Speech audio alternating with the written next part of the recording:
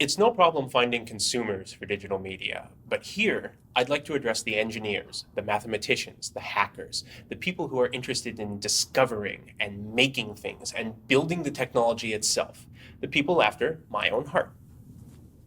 Digital media, compression especially, is perceived to be super elite, somehow incredibly more difficult than anything else in computer science. The big industry players in the field don't mind this perception at all. It helps justify the staggering number of very basic patents they hold. They like the image that their media researchers are the best of the best, so much smarter than anyone else that their brilliant ideas can't even be understood by mere mortals. This is bunk. Digital audio and video and streaming and compression offer endless, deep, and stimulating mental challenges, just like any other discipline.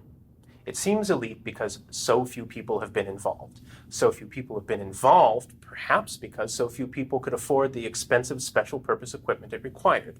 But today, just about anyone watching this video has a cheap general purpose computer, powerful enough to play with the big boys. There are battles going on today around HTML5 and browsers and video and open versus closed. So now is a pretty good time to get involved. The easiest place to start is probably understanding the technology we have right now. This is an introduction. Since it's an introduction, it glosses over a ton of details so that the big picture is a little easier to see. Quite a few people watching are going to be way past anything that I'm talking about, at least for now. On the other hand, I'm probably going to go too fast for folks who really are brand new to all of this. So if this is all new, relax. The important thing is to pick out any ideas that really grab your imagination. Especially pay attention to the terminology surrounding those ideas, because with those, and Google and Wikipedia, you can dig as deep as interests you. So, without any further ado, welcome to one hell of a new hobby.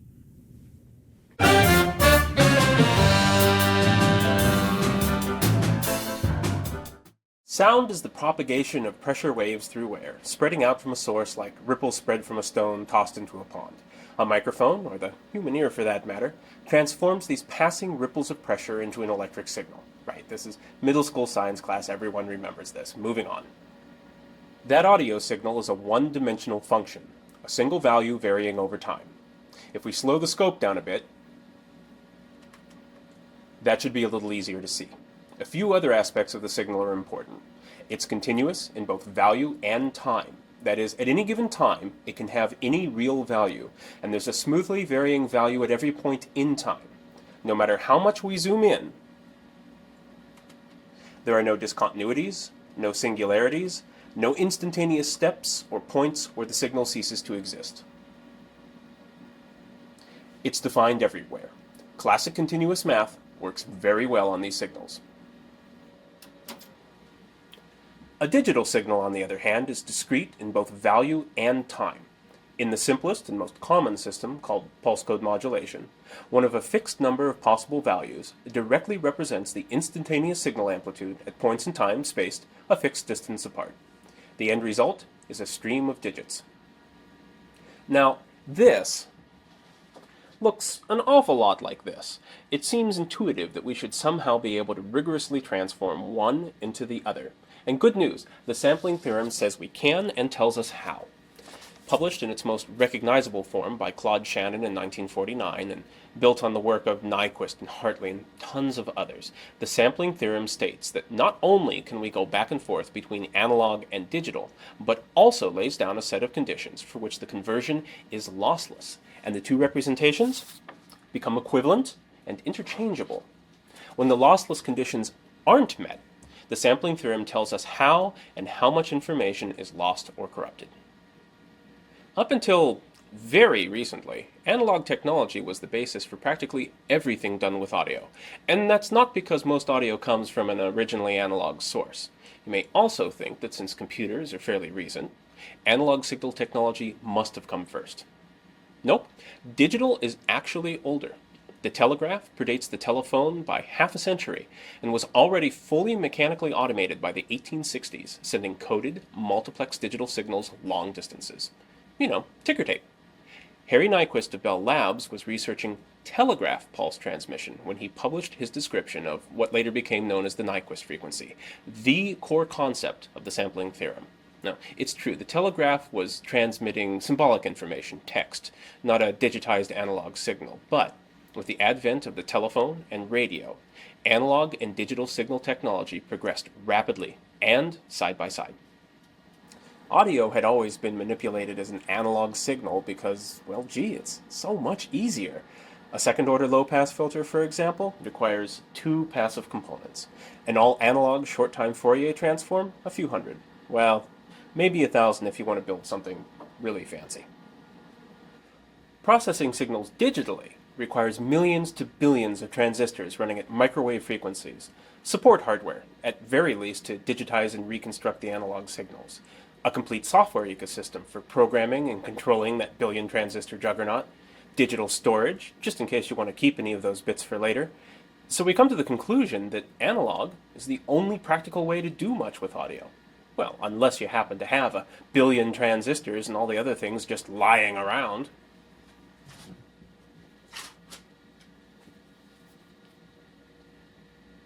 And since we do, digital signal processing becomes very attractive. For one thing, analog componentry just doesn't have the flexibility of a general-purpose computer. Adding a new feature to this beast? Yeah, it's probably not going to happen. On a digital processor, though, just write a new program. Software isn't trivial, but it is a lot easier. Perhaps more importantly, though, every analog component is an approximation. There's no such thing as a perfect transistor, or a perfect inductor, or a perfect capacitor. In analog, every component adds noise and distortion. Usually not very much, but it adds up. Just transmitting an analog signal, especially over long distances, progressively, measurably, irretrievably corrupts it. Besides, all of those single-purpose analog components take up a lot of space.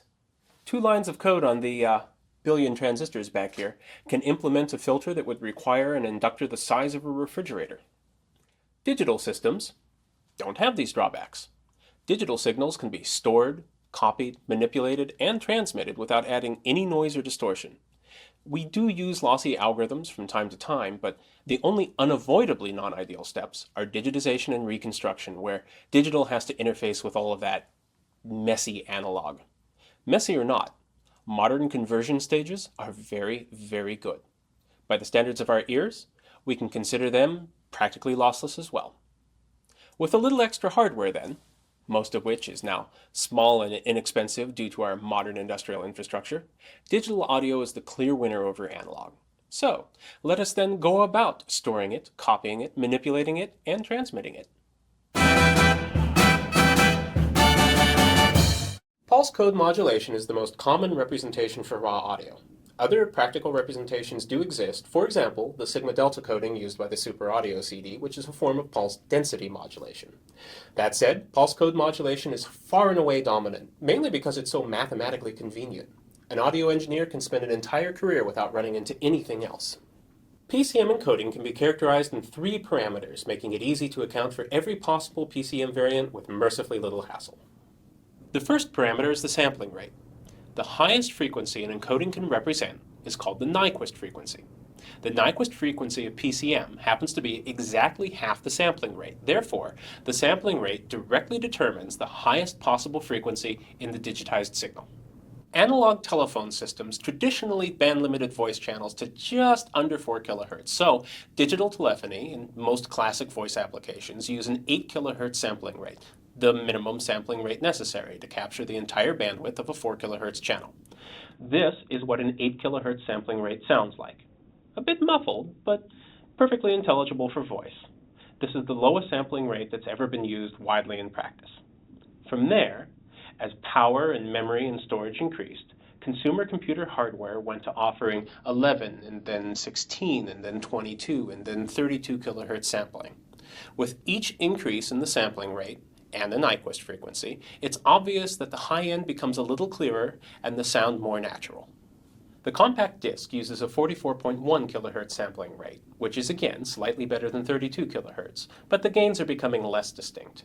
44.1 kHz is a bit of an oddball choice, especially given that it hadn't been used for anything prior to the compact disc, but the huge success of the CD has made it a common rate.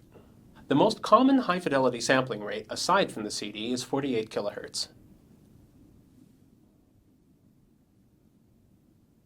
There's virtually no audible difference between the two. This video, or at least the original version of it, was shot and produced with 48 kHz audio, which happens to be the original standard for high-fidelity audio with video. Super high-fidelity sampling rates of 88, 96, and 192 kHz have also appeared. The reason for the sampling rates beyond 48 kHz isn't to extend the audible high frequencies further. It's for a different reason. Stepping back for just a second, the French mathematician Jean-Baptiste Joseph Fourier showed that we can also think of signals like audio as a set of component frequencies. This frequency domain representation is equivalent to the time representation. The signal is exactly the same, we're just looking at it a different way. Here we see the frequency domain representation of a hypothetical analog signal we intend to digitally sample. The sampling theorem tells us two essential things about the sampling process. First, that a digital signal can't represent any frequencies above the Nyquist frequency. Second, and this is the new part, if we don't remove those frequencies with a low-pass filter before sampling, the sampling process will fold them down into the representable frequency range as aliasing distortion. Aliasing, in a nutshell, sounds freaking awful.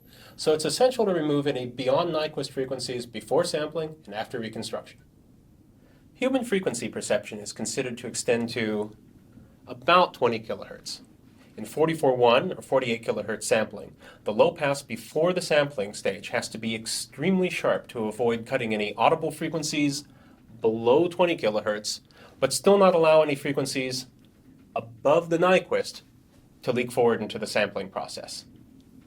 This is a difficult filter to build, and no practical filter succeeds completely. If the sampling rate is 96 or 192 kHz on the other hand, the low pass has an extra octave or two for its transition band.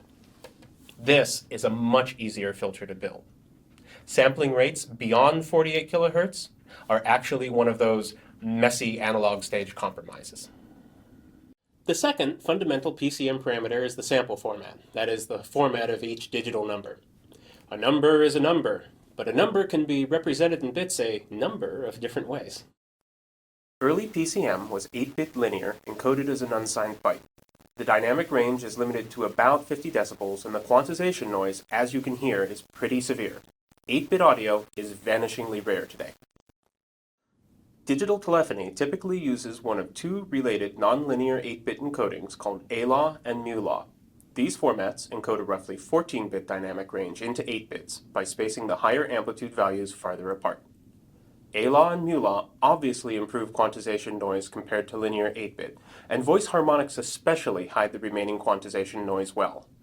All three 8-bit encodings, linear, A-law, and mu-law, are typically paired with an 8 kHz sampling rate, though I'm demonstrating them here at 48 kHz. Most modern PCM uses 16 or 24-bit 2's complement signed integers to encode the range from negative infinity to 0 decibels in 16 or 24 bits of precision. The maximum absolute value corresponds to 0 decibels. As with all the sample formats so far, signals beyond 0 decibels and thus beyond the maximum representable range are clipped. In mixing and mastering, it's not unusual to use floating point numbers for PCM instead of integers. A 32-bit IEEE 754 float, that's the normal kind of floating point you see on current computers, has 24 bits of resolution, but a 7-bit floating point exponent increases the representable range. Floating point usually represents 0 decibels as plus minus 1.0, and because floats can obviously represent considerably beyond that, temporarily exceeding 0 decibels during the mixing process doesn't cause clipping. Floating point PCM takes up more space, so it tends to be used only as an intermediate production format. Lastly, most general-purpose computers still read and write data in octet bytes, so it's important to remember that samples bigger than 8 bits can be in big or little endian order, and both endiannesses are common. For example, Microsoft WAV files are little endian, and Apple AIFC files tend to be big endian. Be aware of it. The third PCM parameter is the number of channels. The convention in raw PCM is to encode multiple channels by interleaving the samples of each channel together into a single stream. Straightforward and extensible. And that's it. That describes every PCM representation ever. Done. Digital audio is so easy. There's more to do, of course, but at this point we've got a nice, useful chunk of audio data, so let's get some video too. One could think of video as being like audio, but with two additional spatial dimensions, x and y, in addition to the dimension of time. This is mathematically sound. The sampling theorem applies to all three video dimensions just as it does the single time dimension of audio. Audio and video are obviously quite different in practice. For one, compared to audio, video is huge. Raw CD audio is about 1.4 megabits per second. Raw 1080i HD video is over 700 megabits per second. That's more than 500 times more data to capture, process, and store per second. By Moore's law, that's, let's see, roughly 8 doublings times 2 years. So yeah, computers requiring about an extra 15 years to handle raw video after getting raw audio down pat was about right. Basic raw video is also just more complex than basic raw audio. The sheer volume of data currently necessitates a representation more efficient than the linear PCM used for audio. In addition, electronic video comes almost entirely from broadcast television alone, and the standards committees that govern broadcast video have always been very concerned with backward compatibility.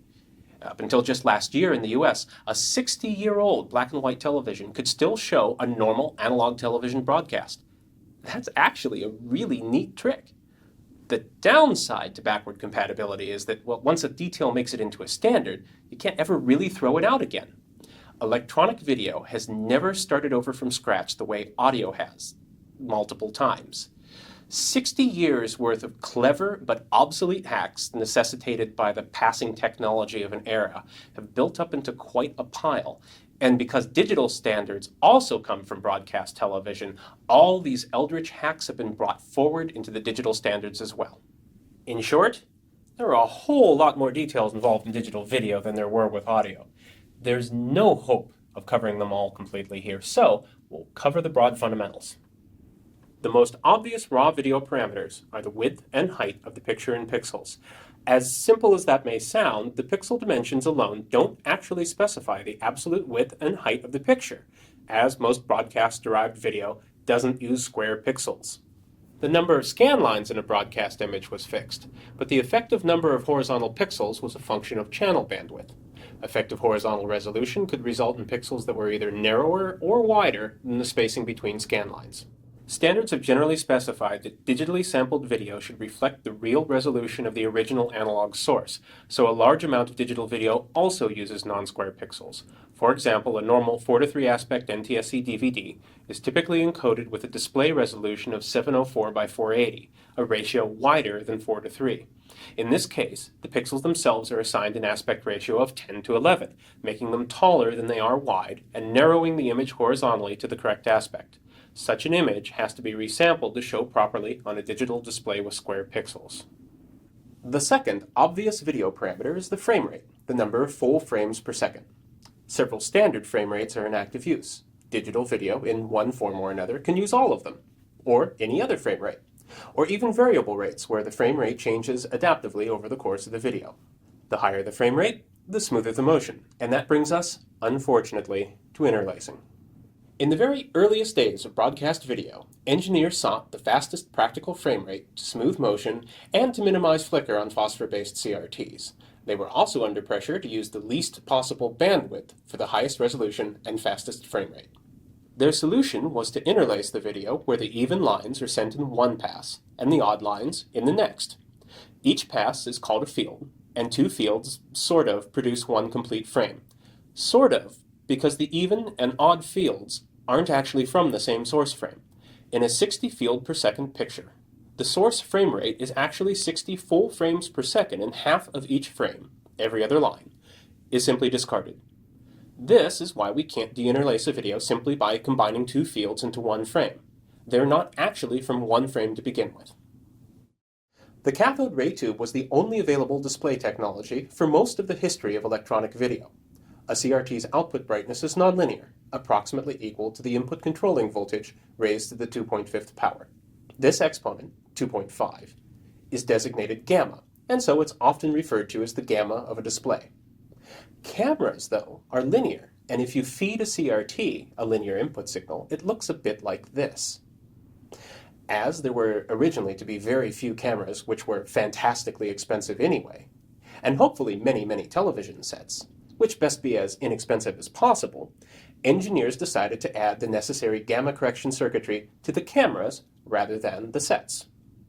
Video transmitted over the airwaves would thus have a nonlinear intensity using the inverse of the set's gamma exponent, so that once a camera signal was finally displayed on the CRT, the overall response of the system, from camera to set, was back to linear again.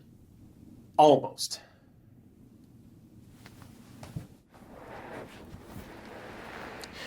There were also two other tweaks. A television camera actually uses a gamma exponent that's the inverse of 2.2, not 2.5. That's just a correction for viewing in a dim environment. Also, the exponential curve transitions to a linear ramp near black. That's just an old hack for suppressing sensor noise in the camera. Gamma correction also had a lucky benefit. It just so happens that the human eye has a perceptual gamma of about 3.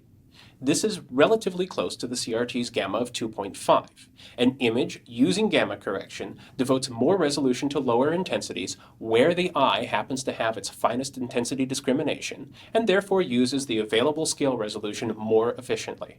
Although CRTs are currently vanishing, a standard sRGB computer display still uses a nonlinear intensity curve similar to television with a linear ramp near black followed by an exponential curve with a gamma exponent of 2.4.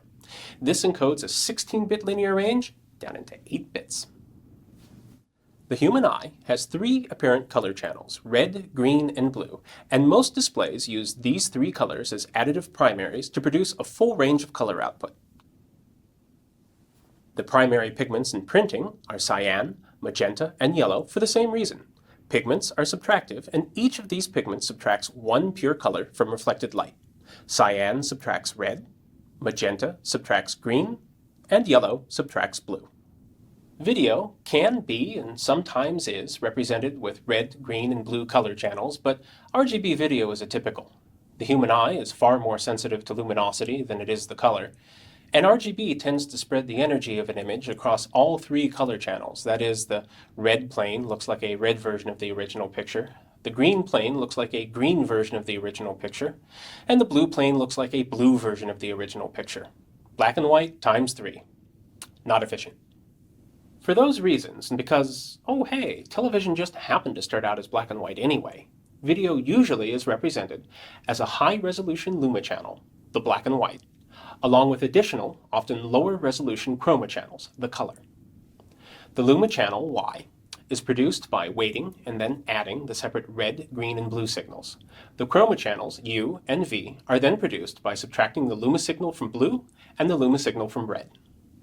When YUV is scaled, offset, and quantized for digital video, it's usually more correctly called YCBCR, but the more generic term YUV is widely used to describe all the analog and digital variants of this color model. The U and V chroma channels can have the same resolution as the Y channel, but because the human eye has far less spatial color resolution than spatial luminosity resolution, chroma resolution is usually halved, or even quartered, in the horizontal direction, the vertical direction, or both, usually without any significant impact on the apparent raw image quality. Practically every possible subsampling variant has been used at one time or another, but the common choices today are 444 video, which isn't actually subsampled at all, 422 video, in which the horizontal resolution of the U and V channels is halved, and most common of all, 420 video, in which both the horizontal and vertical resolutions of the chroma channels are halved, resulting in U and V planes that are each 1/4 the size of Y. The terms 422, 420, 411, and so on and so forth aren't complete descriptions of a chroma subsampling. There's multiple possible ways to position the chroma pixels relative to luma, and again, several variants are in active use for each subsampling. For example, Motion JPEG, MPEG-1 video, MPEG-2 video, DV, Theora, and WebM all use or can use 420 subsampling, but they cite the chroma pixels 3 different ways. Motion JPEG, MPEG-1 video, Theora, and WebM all cite chroma pixels between lumapixels both horizontally and vertically. MPEG-2 cites chroma pixels between lines, but horizontally aligned with every other lumapixel. Interlaced modes complicate things somewhat, resulting in a citing arrangement that's a tad bizarre. And finally, PAL-DV, which is always interlaced, places the chroma pixels in the same position as every other lumapixel in the horizontal direction, and vertically alternates chroma channel on each line. That's just 420 video. I'll leave the other subsamplings as homework for the viewer. Got the basic idea? Moving on. In audio, we always represent multiple channels in a PCM stream by interleaving the samples from each channel in order. Video uses both packed formats that interleave the color channels, as well as planar formats that keep the pixels from each channel together in separate planes stacked in order in the frame. There are at least 50 different formats in these 2 broad categories, with possibly 10 or 15 in common use. Each chroma subsampling and different bit depth requires a different packing arrangement and so a different pixel format. For a given unique subsampling, there are usually also several equivalent formats that consist of trivial channel order rearrangements or repackings, due either to convenience, once upon a time on some particular piece of hardware, or sometimes just good old-fashioned spite. Pixel formats are described by a unique name or 4cc code. There are quite a few of these, and there's no sense going over each one now. Google is your friend. Be aware that 4cc codes for raw video specify the pixel arrangement and chroma subsampling, but generally don't imply anything certain about chroma citing or color space. YV12 video, to pick one, can use JPEG, MPEG-2, or DV chroma citing, and any one of several YUV color space definitions. That wraps up our not-so-quick and yet very incomplete tour of raw video. The good news is, we can already get quite a lot of real work done using just that overview. In plenty of situations, a frame of video data is a frame of video data. The details matter greatly when it comes time to write software, but for now, I am satisfied that the esteemed viewer is broadly aware of the relevant issues. So, we have audio data, we have video data. What remains is the more familiar non-signal data and straight-up engineering that software developers are used to. Oh, and plenty of it. Chunks of raw audio and video data have no externally visible structure, but they're often uniformly sized. We could just string them together in a rigid, predetermined ordering for streaming and storage, and some simple systems do approximately that. Compressed frames, though, aren't necessarily a predictable size, and we usually want some flexibility in using a range of different data types and streams. If we string random formless data together, we lose the boundaries that separate frames and don't necessarily know what data belongs to which streams. A stream needs some generalized structure to be generally useful. In addition to our signal data, we also have our PCM and video parameters. There's probably plenty of other metadata we also want to deal with, like audio tags and video chapters and subtitles, all essential components of rich media. It makes sense to place this metadata, that is, data about the data, within the media itself.